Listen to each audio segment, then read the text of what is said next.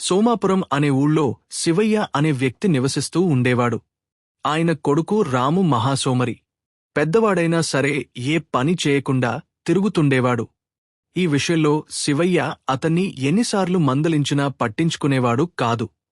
చేసేదేం లేక శివయ్య బాధపడుతూ ఉండేవాడు. ఒకరోజు సోమాపురానికి కాశీనుంచి ఒక సాధువు వచ్చాడు. ఆయన దగ్గరికి వెళ్లి ఊళ్ళోని వాళ్లంతా ఆశీస్సులు తీసుకుని తమ సమస్యల్ని చెప్పుకున్నారు. వాళ్లలో శివయ్య ఏమీ మాట్లాడకపోయినా దిగాలుగా ఉండటం గమనించిన సాధువు దగ్గరికి పిలిచి విషయం కనుక్కున్నాడు. సాయంత్రం గ్రామస్థులతో మాట్లాడేప్పుడు ఈ ఊళ్ళో ఒక బద్ధకస్తుడు ఉన్నాడు. అతని వల్లే ఊరికి చెడు జరుగుతోంది. వచ్చే గురువారం నాడు అతని ఇంట్లో వాళ్లు మాయమైపోతారు అని చెప్పాడు. గురువారం వచ్చేసరికి రాము తల్లిదండ్రులు కనిపించడం లేదన్న వార్త ఊరంతా గుప్పుమంది. అంతే, ఇతని వల్లే ఊరికి చెడు జరుగుతోందంటూ అందరూ రాముని దూరం పెట్టారు. వాళ్లు లేకపోవడంతో అన్నం కోసం కూడా అతను బాగా ఇబ్బంది పడాల్సి వచ్చింది.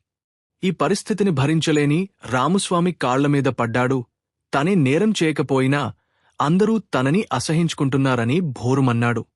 అప్పుడా సాధువు, నువ్వు నీ తల్లిదండ్రుల్ని చూసుకోవలసిన వయసులో ఏ పని చేయకుండా ఊరికే తిని తిరుగుతూ కాలం గడుపుతున్నావు. నీ బాధ్యతల్ని నిర్వర్తించకుండా ఉండటం నేరమే కదా అని అన్నాడు. దీంతో తప్పు తెలుసుకున్న రాము కష్టించి పనిచేయడం మొదలుపెట్టాడు. ఇప్పుడు తల్లిదండ్రులు తనని చూస్తే ఎంతో సంతోషపడతారని అనుకుంటూ ఉండేవాడు. కొన్నాళ్లకు సాధువు మళ్లీ ఆ ఊరికి వచ్చాడు.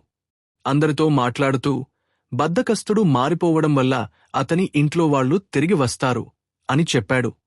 మర్నాడే రాము తల్లిదండ్రులు ఊళ్ళో అడుగుపెట్టారు. అంతా స్వామి మహిమ అని ఊళ్ళో వాళ్లకు చెప్పిన రాము తల్లిదండ్రులు తమ కొడుకుని మార్చినందుకు స్వామికి మరీ కృతజ్ఞతలు తెలుపుకున్నారు.